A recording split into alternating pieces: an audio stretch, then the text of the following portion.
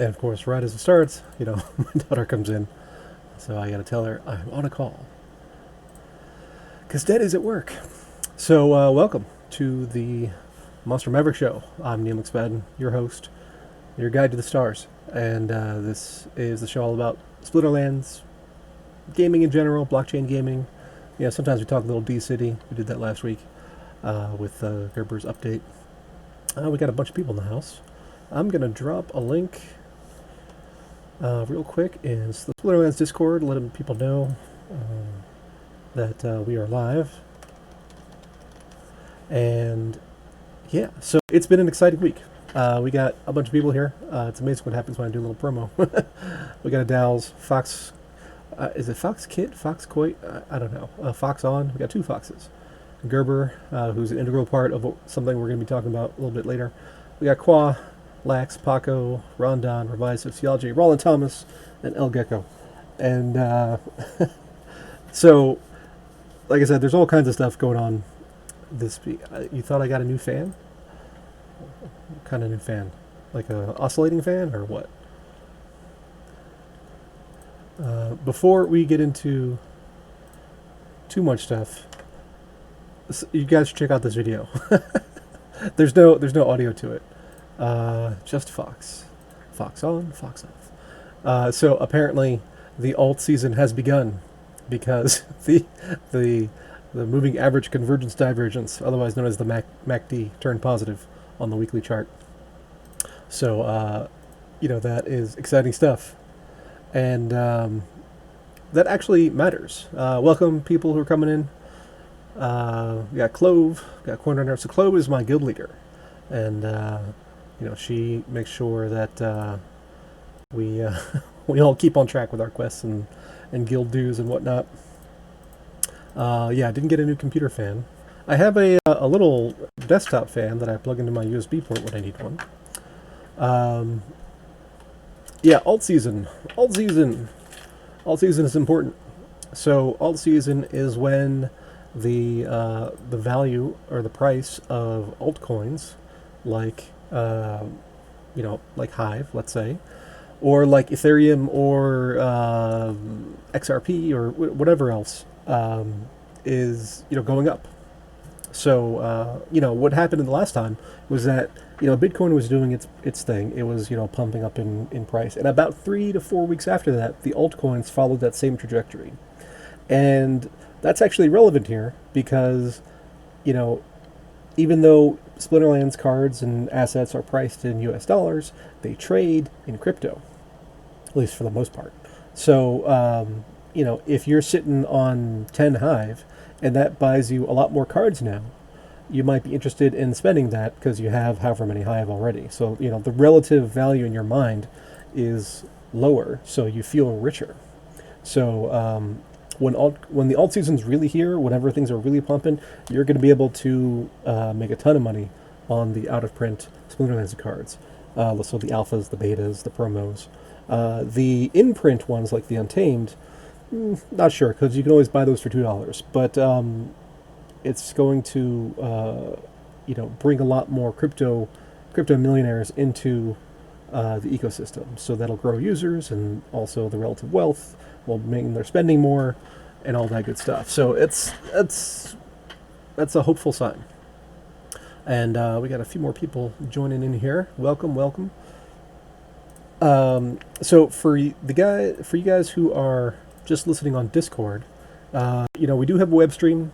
I am one of a few Palnet hosts who actually show stuff on the interwebs, so it might be helpful to follow along. I do pretty much copy and paste stills into the chat, but if you want to actually see everything real time, you can watch it there. You can watch it on Vim. I think the 3Speak thing still isn't working. I'm not sure. Ron can tell you all about that and let you know if that is working or not at the moment. And we got a wild aggroed. Aggroed is one of our illustrious founders, and he chimes in from time to time.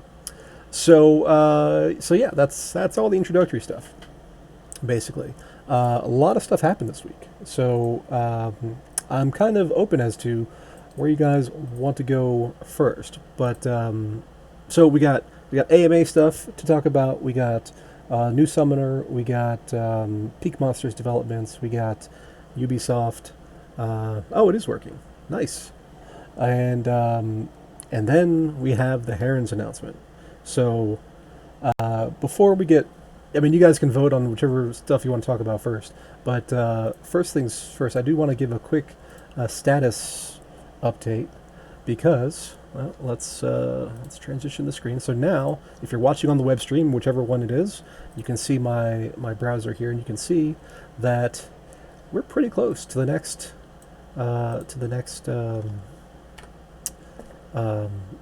legendary summoner drop. So there's two really cool things. So one is that it is a really nice summoner. That's my web stream. That's me. So Chancius is the new summoner that's going to be dropped. Oh, is somebody sharing video in in the chat? That's hilarious. Okay, so we have 4,726 packs to go before, or sorry, 3,000 to go before we hit the 100K threshold for the next airdrop, and Chancius is the next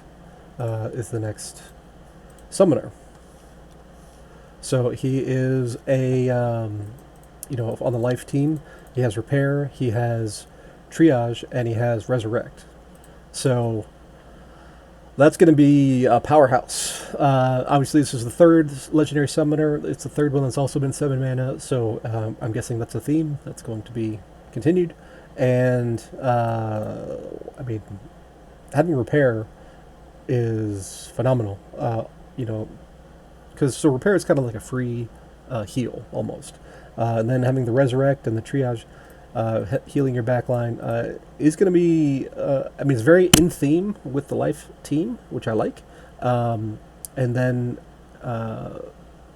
it's just a monster, like the other two legendary summoners from Unteamed have been. A couple notes. You should probably read this if you haven't already.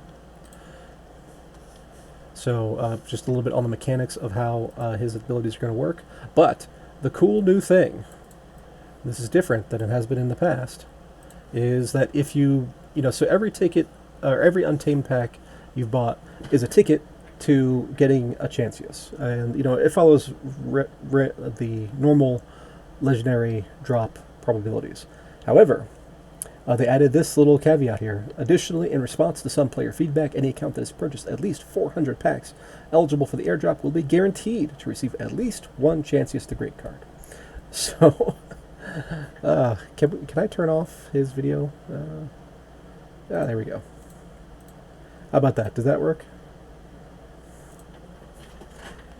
So I don't want you all distracted by peen.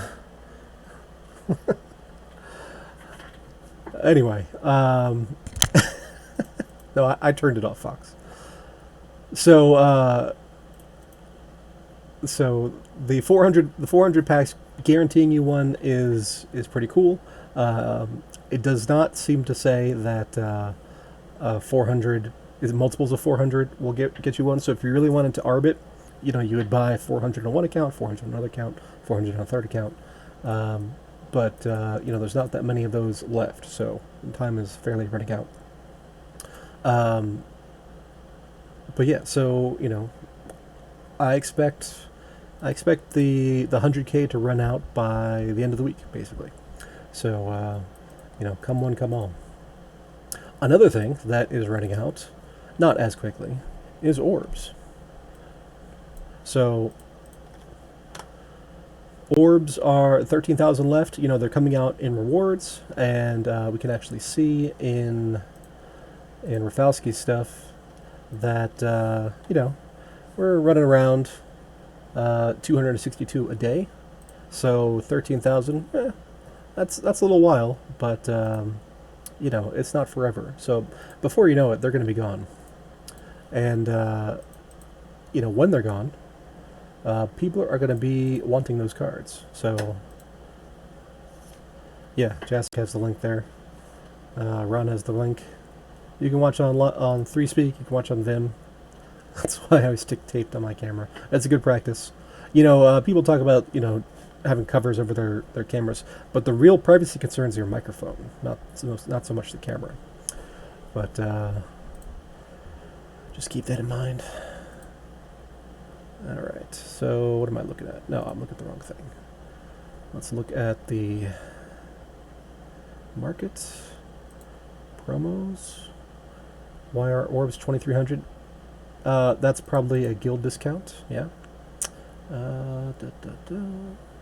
What? That's what you get for being in a top level guild. You get discounts on potions and orbs. So let's do the regulars. Let's see if I can zoom out here a little bit. Get everything. How do I get into a guild? Get good. That's how you get into a guild. Anyway, these are not all orbs, but all the orbs are in here. So like the Halfling Alchemist is not an orb. So the guild discount depends on what level your guild is. The higher your level guild, the higher your discount. And you can look at all that stuff on the guild page, I think. Guild Hall, Quest Lodge. Well, I don't know. We got a max level 1. Somewhere in there you can find the different levels. You can search for it. Let's see. Guilds, all types, all languages. I don't know. All I know is Immortal Gods, number 1. That's all that matters. Because that's the one I'm in. And Clove 71 is our leader. Or one of our leaders, at any rate. So, yeah, when you're good, you can join high-level guilds and get, high-level discounts. So, part of the AMA thing they actually mentioned was possibly some more guild-type stuff. Certainly not in the super near future, but, coming at some point. So, yeah, that's Chancius. That's, next Summoner is probably going to drop. Let's see, today's Tuesday, so probably, if I had to guess, Friday, maybe, with an actual drop on either Saturday or Monday. It's not an automatic process. Yabba actually has to press a button. So he has to wake up and do that, and some people, I'm sure, flood his DMs about, when's the drop coming? When's the drop coming? But it'll come. Just be patient. And then, so we've had death, we've had fire, we've had life. So that leaves 2, earth and water. So water is my legendary summoner, which I'm looking forward to. I don't know the details of it. I just know what I submitted to the team, which was basically an Maloric on steroids. And I'm guessing water is going to be next, just based on. Yes, everyone should DM Yabba. That's exactly what I said. Sarcasm. So I'm guessing water's going to be next, and then earth, and then dragon. Dragon might be kept till last. I'm not sure about that because we have 900,000 packs to go. So that's. I'm not sure if there's going to be an airdrop on the very last, like when it hits 0 or not. So there's either 8 or 9 left, airdrops left. So, there's a bunch more airdrops that are going to happen that are not the legendary summoners. So we'll have to see how they do that. But since they started with legendary summoners, I'm guessing they're at least going to go through the elemental ones and then maybe keep the dragon one for later on. I don't know. It'll certainly gin up some demand when we know that the dragon's going to be next. Because that's going to be, obviously, one of the more powerful ones. But the great thing about the airdrop system is that the packs you buy now count for all future airdrops. So you don't have to buy every 100,000. You can buy now, and you're in the drawings for each subsequent one. So my Kickstarter ones, I got 2,500 packs, I guess, and that's basically what I've been getting my airdrops off because I bought relatively little since then. So that's cool stuff. Dragon's probably where you're priced out. Yeah, well, if you have enough packs purchased, um, then you'll get some. So I'm guessing that they're going to keep that 400 minimum, like as a guarantee. So you'll at least get one if you have 400 packs, which is pretty cool, I gotta say. On the topic of other things being in print, we got, I like to keep an eye on Kyokiz's rewards print list, I guess. So things that are running out of print: Furious Chicken, Battle Queen, Naga Windmaster, and yeah, those are the ones that are getting there. Yes, yes. The Airbender will harmonize all those things, but fire is right out. So Beetle Queen, I thought was going to do better, like as a market value card than it has done, but it's done okay. Let's see if I can zoom back in here. Let's go to the Beetle Queen, and so 5.5 cents for regular, $2.50 for gold. You know, it's nice to have a tank heal on the fire, but it's not essential because it's focused so much on the attack. But the Naga Windmaster is used a lot, and Fierce Chicken's used constantly. So we've got already it's up to 7 cents, 7.5 cents, and I think that's just going to go up. So you get the zero mana card of the Furious Chicken. Even if it's just a regular, it's a good buffer. Sometimes it's useful in in melee only kind of matches if you have like a level 2 or 3. But then the gold chickens are where it's at, because you get the Dark Energy Crystal bonus of 10% using a gold card for 0 mana, and assuming you have the space, it's a no-brainer. Except for when you're in a no neutrals quest, and then you keep putting in a chicken, which counts, which is a neutral. So I've made that mistake many times. And I go, I didn't really need it, but I'm so used to putting in chickens. So that is definitely one to watch for some market appreciation. And typically when if we have 3 run out, they'll release another 3, and we'll see what they come up with. Nothing's been published yet. Rounding out our kind of market or check-in kind of stuff. Players is kicking ass. On the AMA, Yaba said something interesting. He said that as far as individual IP addresses playing the game, it's about 50 to 60% of of the accounts are unique. So that doesn't necessarily mean that the unique individuals is that number, but it's going to be in the ballpark, and that puts actual players, like individual human beings, somewhere in the 3,000 range, which is actually pretty close to my expectations and a number I've used in the past. So that's okay. We still number one DAP by a huge margin with 3,000. And I'm sure those other DAP numbers are inflated in the same way that Splinterlands is inflated, just from alternate accounts of the same human being transacting on whatever network it is, and that's cool. Also on the AMA that Yaba and aggroed had, they were talking about the numbers they got from Ubisoft, saying that the kind of industry standard cost of acquisition of a player is $6, and they're getting their Facebook campaign converting at $1.50, which is fantastic. So that's really encouraging. Obviously, those are converts to the free accounts, but that as they refine and improve the onboarding experience, the stickiness of those conversions will increase. Yabroed. That's a great term, actually. The stickiness of those conversions will increase, and then some percentage of those will convert into paying players. So at $1.50 though, I mean that's a home run, honestly. And then it's just a matter of scale. So Yeah, awesome stuff.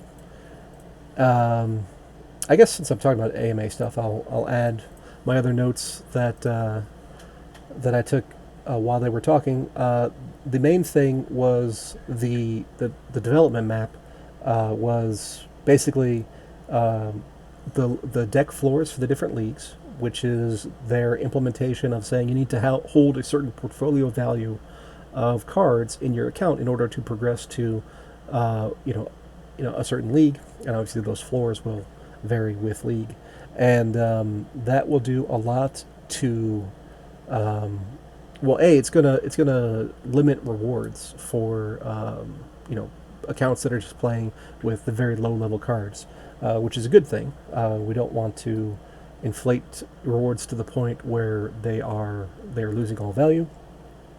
Um, After that, we're gonna the next on the roadmap is multi-round anytime tournaments, which is great because the single round has its issues where there's ties and problems with that and problems with accounts not playing and then how that skews the results. By having the multiple rounds, that will solve a lot of that.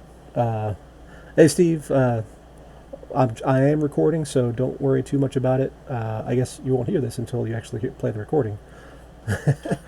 No, renting does not prevent you from getting into the ranks, as far as my understanding goes. So, and I'm sure they would not do that to players. What that means is that the cards that you rent would count towards your portfolio value for playing purposes, and that will dictate what leagues you're able to get into.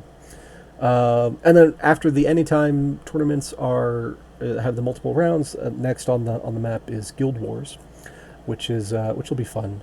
I'm sure that's basically going to be an anytime tournament, but between two guilds rather than with everybody, with some kind of point scoring system towards the winner, towards the winner's guild, I should say. So yeah, that'll take, I'm sure, a couple months, and yeah, that'll transform a good chunk of the game actually. And then Ron, if you if you get better at Splinterlands, then you'll be in a guild, and then you can play in the Guild Wars. So there's that.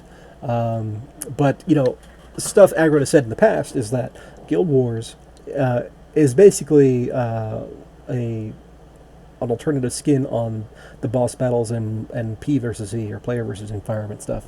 So I imagine that will be coming after that is developed. So stepping right along the development path, which is great. And then and then there's going to be the land expansion. So you did beat me that one time. I will admit, Rondon beat me in a silver level match on a challenge that I am nothing if not a gracious loser. So yeah, the one time. It's like Joe Piscopo and Johnny Dangerously. My mother hit me once. But anyway, so they did spend a little bit of time talking about the land expansion, and they expect the pre-sale to be this year, and the actual expansion probably next year. So I think they said they're shooting for September, something like that.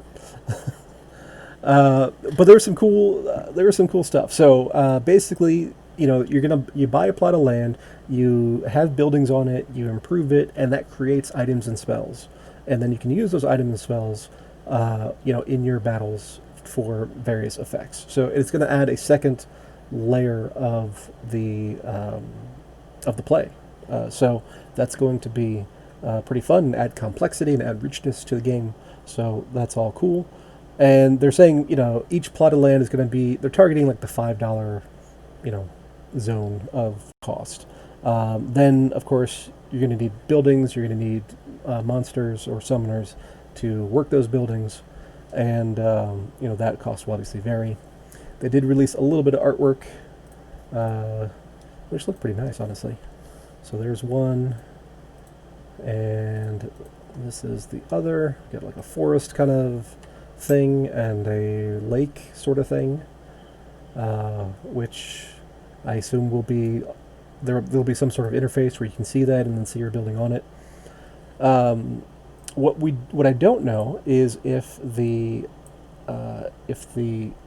land sales will be limited or unlimited in terms of, will additional lands be created, or is there going to be like a single mining of land and then that's it? I don't know, because obviously one is good for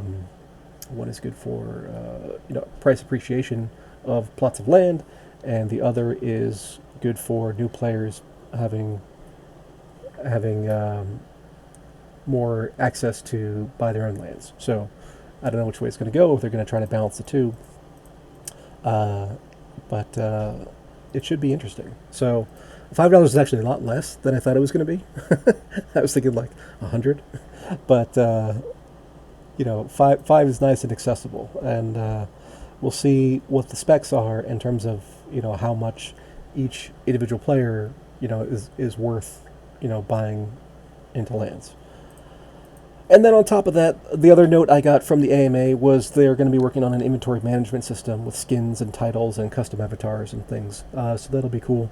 Like, I have the Untamed title because I was part of the Kickstarter, and I reached a certain level in the Kickstarter.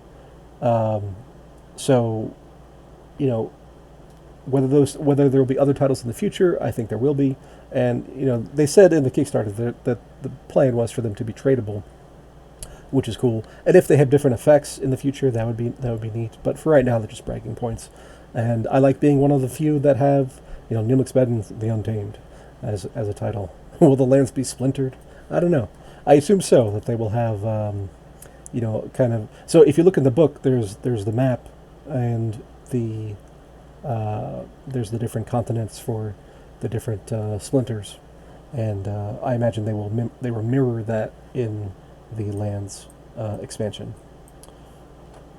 So yeah, that was AMA stuff.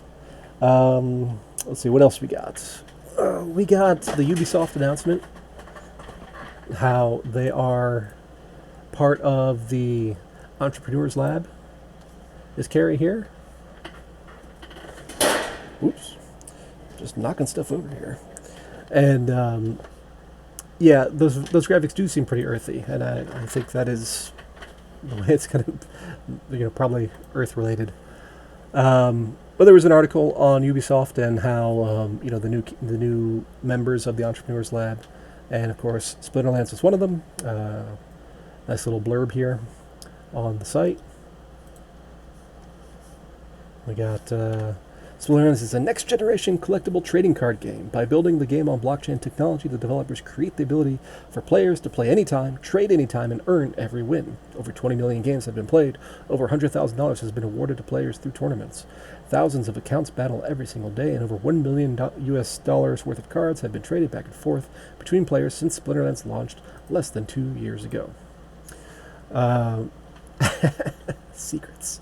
So, yeah, I mean, all press is good press, right? So it's good to get the name out there. That 1 million of cards, I think that's kind of low, actually. But honestly, I haven't been keeping track. Let's see what the market cap says today. I know aggroed's been jonesing for that 5 million number to stick. We've hit it in intradays, but we are right there at basically all-time highs, which is good news. When I check my portfolio value in Peak Monsters, I'm in the wrong account. I like to keep that just as a broad measurement, simply because I've got a really wide variety of cards, so it's a decent proxy. What? Uh-oh. I think something's screwy with the nodes. I know Hive.blog is having some problems right now. I had to switch to there we go. I had to switch to Annex. So right now, the market cap. I would love one of those little simulator setups. Right now, so the market cap command on the voting bot, has their own measurement based on list prices. And so, like, you know, in the peak monsters, you have the list price. You also have the market price. So the 95 or 94,687 that would go along with the market cap of 44,995,161. But market price is actually taking into account what things have actually sold at recently, and that's the 76 number. So this got down to like 62 at the low, in that low, like a month or so ago. Um, so, oh man, VC. I'll talk about that for a second, I guess. So there is rumors floating around, and I don't know the veracity of any of this. So keep that in mind. There are rumors floating around that J69 is trying to, or going to, or doing something with a lawsuit against Splinterlands, saying that I don't know what, he lost his keys, or like he changed his keys, and I don't know what his real claim is, but I don't see how he would have a leg to stand on. Well, we'll run talk to Clove. She's the one in charge. So, I think worst case scenario as far as any kind of potential lawsuit goes, it'll cost, the Splinterlands team some legal fees and some time. So it'll be annoying, but I don't think it'll have any impact on the game at all. The nice thing, though, is that since June 1st, for whatever reason, whether it's intentional or not, the TH12 bots have not been playing. It was rejected. Yeah. Yeah, we're full up. I know there are like junior leagues or junior guilds of Immortal Gods. So we've got like Immortal Gods 2 and 3. So you might try one of those. But again, I'm just a guild member. I don't make any decisions at all regarding that. And I'm not one for management, just because I have a very low tolerance for nonsense. Bleedcoin hears no voices. That's unfortunate. We should all hear voices in our heads. Jazik says, I think chances that J6969 will sue Splinterlands are 0.1010101%. That's a joke, because one of the accounts is named 0.1010101. So that's what we call inside baseball right there.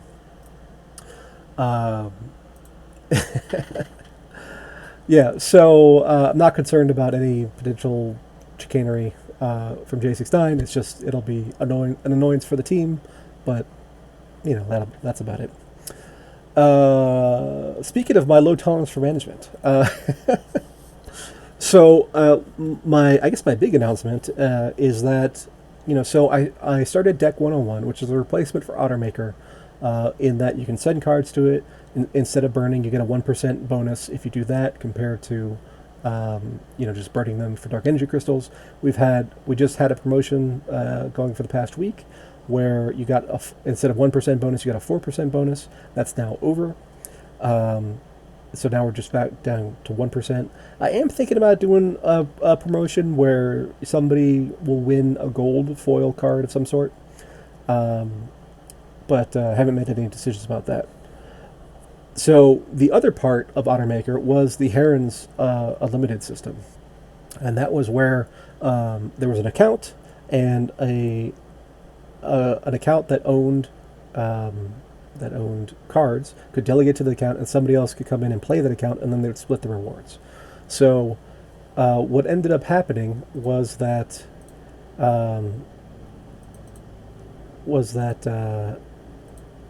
the TC Polymath, poor guy, is that applied for GFL Deck 101? Yeah, you can send any card of any kind to Deck 101, and you get a 1%, bonus compared to burning. So we take gold foils, no problem. And so TC Polymath was the one who was running Ottermaker, and he ended up selling the Herons Unlimited portion just because, people were just driving him nuts. So, and then the guy who bought it ended up not being able to make it work, and it just folded entirely. So, that brings us to today, I guess, where, my coding partner on the Deck 101 stuff is Gerber. He's, here in the audience. He's, master self-taught coder at this point, doing all kinds of amazing stuff. He's made D City along with Mies and Mike. Is Mike C or Mike K? And he's helping me out with the Deck 101 stuff.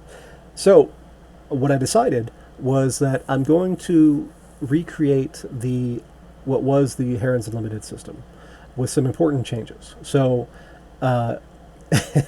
instead of what's baby? So oh, Baby Gerber, yeah. Yeah, he's the coding power behind. He's the coding genius behind Deck 101. I'm not. I can like, if you give me like a week, I can come up with like a Hello World kind of thing. But it's definitely not my strong suit. So anyway, so there's going to be a rental system in place. Name is to be determined. I'm thinking maybe Deck 201. I don't know. But so you'll be able to delegate cards if you have surplus cards to an account. A player will be able to come in and play an account.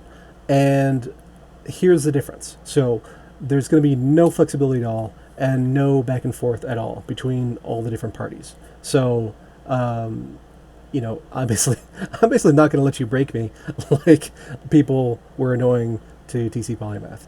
And so everything's going to be 50-50. No cards are going to be... all cards are going to be sent to Deck 101 for their deck value, and then the Dark Energy Crystals are split 50-50 player and owner. The end. No flexibility at all. There's no... the player, if they want to, will be able to look up who's delegating the cards. But if it gets back to me that a player is annoying and an owner, that player is gone. So, Deck 404. 404 is also the area code for Atlanta, which is where I am. So that might work.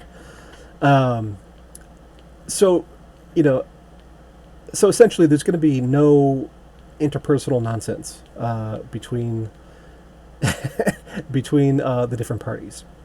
So it just is what it is. If you don't like it, don't use it. There's plenty of people who are splitting their rental accounts manually and going through all that, and that's fine. It's just for people who want to have their surplus cards, assuming it's a playable amount, effectively staked and earning them passively, and everybody else can go pound sand essentially, but in a nice way. So maybe we'll do Deck 404. I don't know. Maybe I'll start a little contest for naming the new service. But yeah, that's the big thing. And I've mentioned it in the Discord just like briefly once or twice, and I've gotten a bunch of people responding to me about that. So I know that there is demand there. At one point, so the original history of Herons was that I wanted to create this service. And I messaged TC Polymath and said, hey, could you build a bot that would do this splitting kind of thing? And he said, sure. And he came up with Herons Unlimited and turned it into a service for everybody. So I've been deeply involved with the whole thing since the beginning. Startup date is going to depend on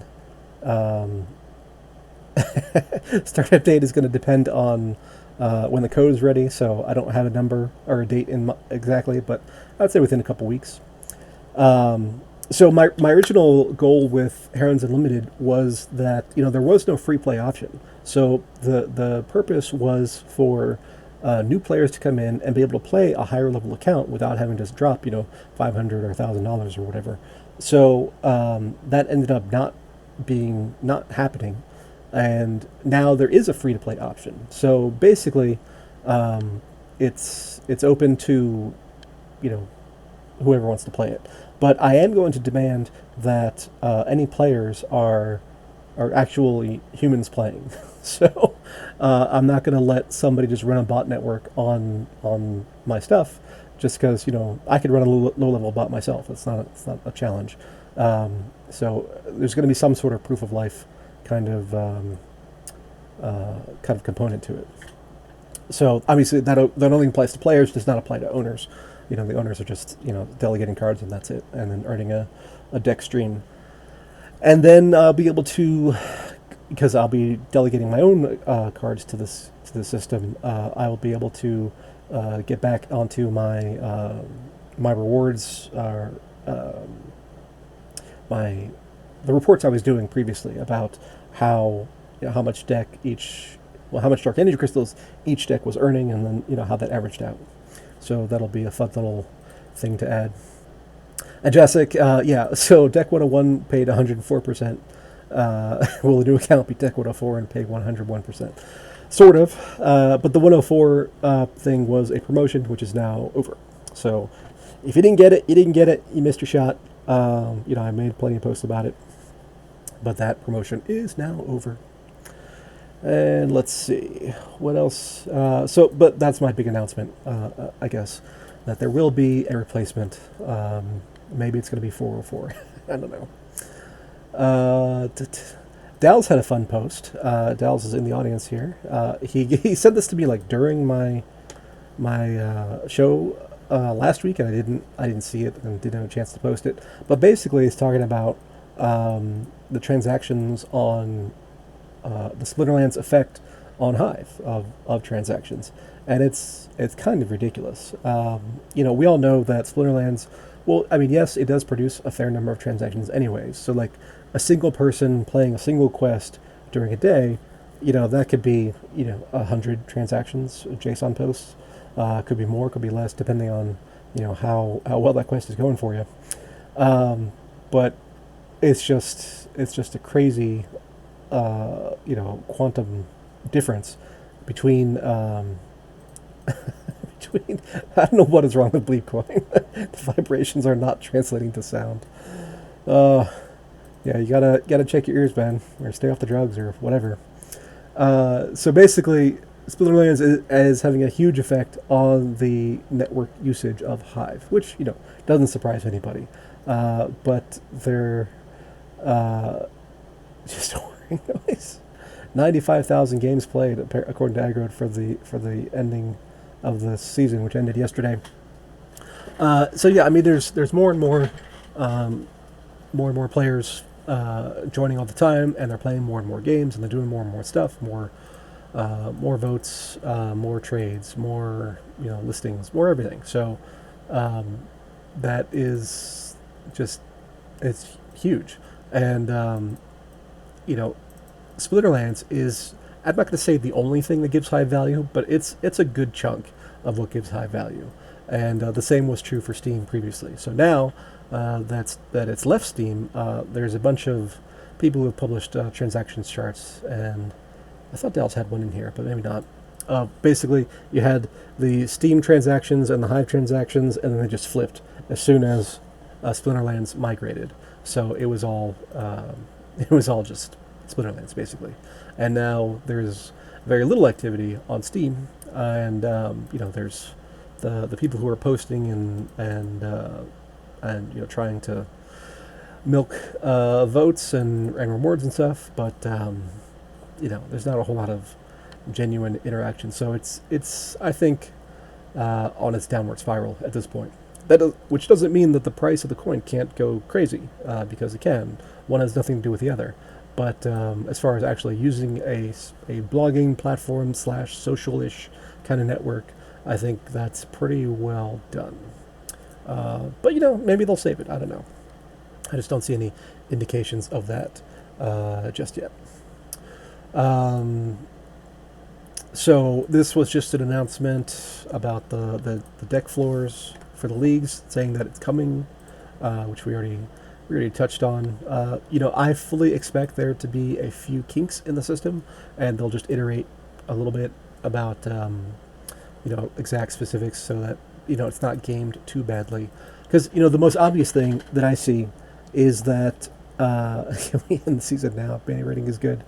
The most obvious workaround is if you have like a level 1 account with all level 1 cards, and let's say you're X number of dark energy crystals away from the next league threshold, or whatever league threshold that you want, you just go out to the market, you buy the very cheapest card you can on a deck weighted basis, and just do that. And I mentioned this in this post, and Yaba had an interesting response. Let's see if I can actually find it.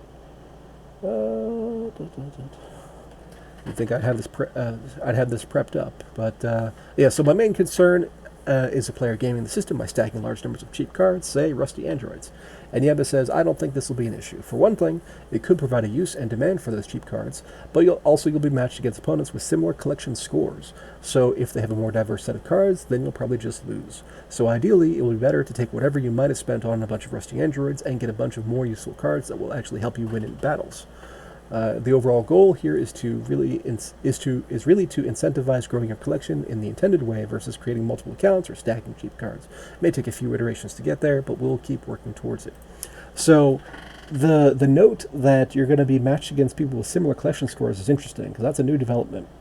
And then that same kind of logic can be applied to tournaments with seeding and who you're matched up against. So this collection score thing is going to be useful in a bunch of different ways, which I'm looking forward to. But like I said, there will be anytime there's a system, there's a way to manipulate that system or game the system. So there will, I'm sure, take a few tries, a few iterations to one see what the gamings are, and then to counteract them in a sustainable and logical kind of way. So still, prices of rusty androids might go up. So I haven't looked at them lately.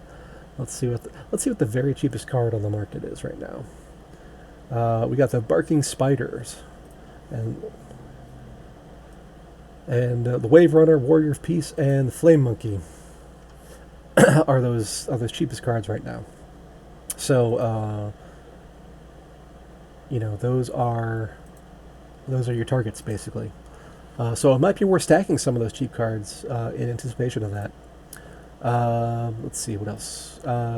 Did I post this already? I'm not sure if I did or not. I think. Oh yeah, I talked about the summoner coming, and we talked about Ubisoft, and we talked about Chancius. They did a really good job on Chancius with his mustache and beard to look at to look like Chance. So good job on the artwork there, guys. I did a quick check on DAP Radar, still number one by a good margin, and number two, number three, number four, number two and number three are all games. Of the top 10, it's interesting. So we got 1, 2, 3, 4. 4 of the top 10 are games, which I think is pretty indicative of of what is going to be the case. So, Zaku, I'm surprised you haven't actually bought the last 3,000 packs, because that's what you tend to do. Yeah, Flame Monkey I use a lot with the Fire Team, and Warrior of Peace I see used a lot. It's got Demoralize and everything. So, why they're the cheapest, I don't know. Let's see, if we go back to Kyokiz's list, let's see how they're doing on the print levels. I'll just post this here. So Zaku bought 2,300 today. Okay, there we go. That's more what I'm used to seeing. So Warrior of Peace still is only 30% into its run. Let's see. Flame Monkeys, 30% into its run as well. And Barking Spider is 30%. What was the other one? Wave Runner. Wave Runner, honestly, I've never used. It's never been worth it. It's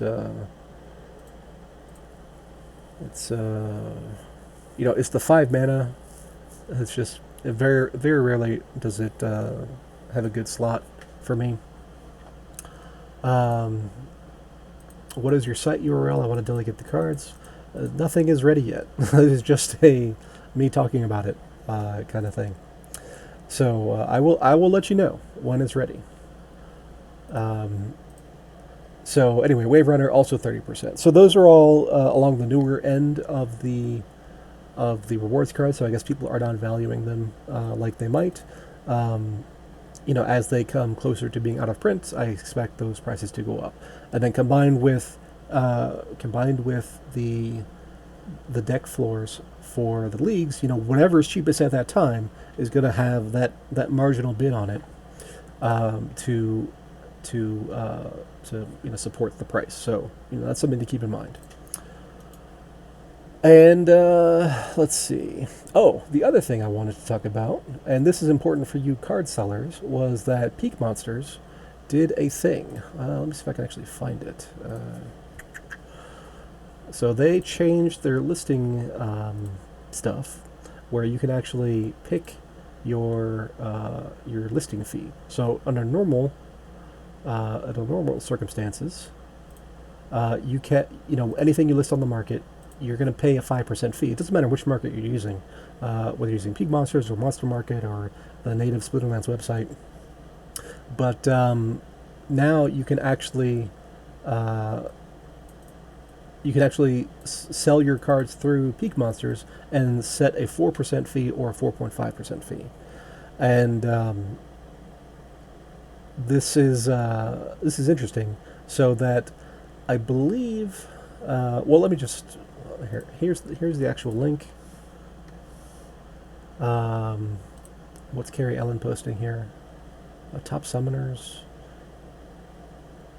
Okay, that's interesting. Those are for the Kickstarter promo cards. So new seller fee options. We will now support listing of cards with market fees below 5%. We will accordingly give a UI for sellers to list at 4.5 and 4%. Backstory: since the beginning of the market protocol, users could always list a card with whatever fee they wanted. That fee is what the seller is willing to give the markets for helping sell their cards. Splinterlands team stated that their market interface would have 5% as their default for what they are willing to list on their site. In addition, no market had any reason to develop an interface for users to list at lower than 5%. So I did not know that this was always an option. You just had to have some blockchain know-how. At one point, now ancient history, Peak Monsters was the most used market, well above Splinterlands' market interface. Now there are hundreds of users who perhaps don't even know we exist, and our share of the market is pretty small, sometimes almost too small to justify ongoing development. We are sorely missing bids and are motivated to get that back, as that provided a feature unique to Peak Monsters. Also, perhaps to develop a rental system that is actually profitable. But in the meantime, we're trying something new and relatively easy for us, and something unique to peakmonsters.com, our reason for card buyers to come to Peak Monsters to buy cards. Also, it should be noted that we get lists of cards for sale on the market from a Splinterlands API, and previously didn't even supply cards in that API under 5%, but we asked and they provided, so kudos to the Splinterlands team for enhancing a system they will not be directly profiting from, assuming they stick with 5%, which is our gamble. What this means: in short, peakmonsters.com will have cards that other interfaces may not show. And that's really the kicker to this whole thing, is that if other markets aren't going to support the lower fees, and Peak Monsters is, that means you might get different deals on Peak Monsters than you would on other places, which is a selling advantage. It's a unique feature, and we'll see if Splinterlands follows suit or if Monster Market follows suit. But it is an interesting little thing, and as far as from the buyer's perspective, you'll see a different cut there on the display, but that doesn't matter to the buyer, because buyer's paying whatever the buyer's paying, but a Monster Market is showing. Okay, that's good to know. So it's like anything, if there's no competitive advantage, it's just a race to margin compression. So that is something to keep in mind. And given a certain sale level, if you can reduce your margin compared to a 5% seller, and you'll take 4.5%, you can make the same and charge less, so you'll get the sale. So that is an interesting little development that we have going on here from the Peak team, and I guess the Monster Market team as well now.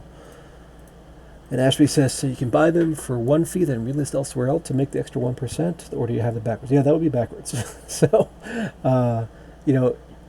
you in order to get the sale and be the lowest cost seller, you want to have the lowest percentage margin that you will take, or that you will give to the listing marketplace, I guess would be the right way to say it. So, So yeah, it's for buyers. It's not going to change too much, other than you might get cards a little bit cheaper. Possibly 0.5% or 1% cheaper than they otherwise would have been. So that is the update there. And Zaku, do you have a blog about Monster Market that lists developments? Because I've not seen one. Give him a second to respond. And let's see.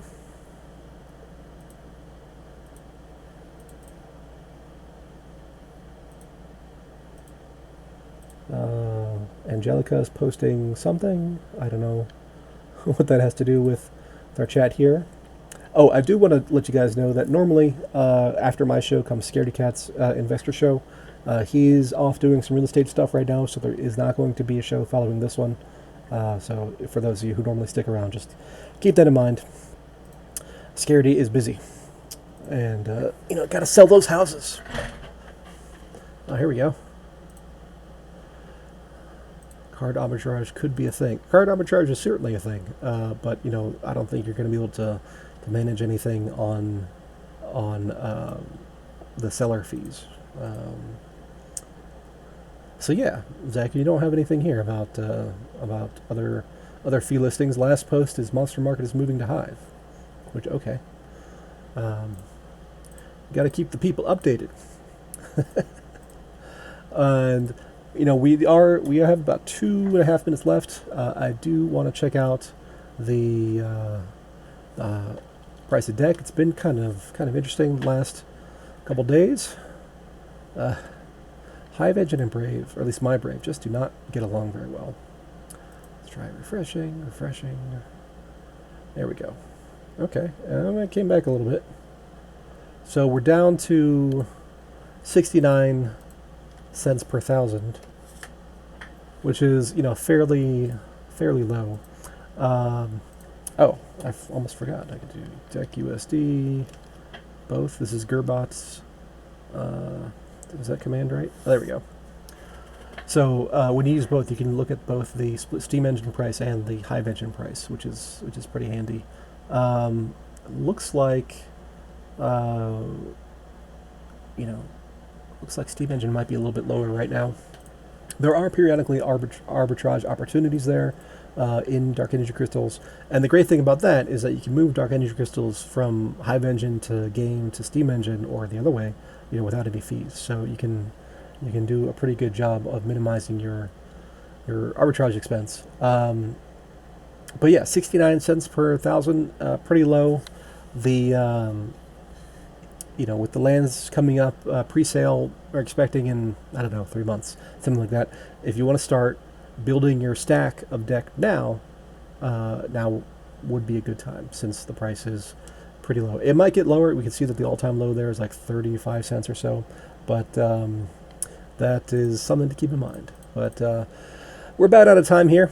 Yes, it's a party. Yanokar, welcome. This is the very end of the show, and we'll see you next week.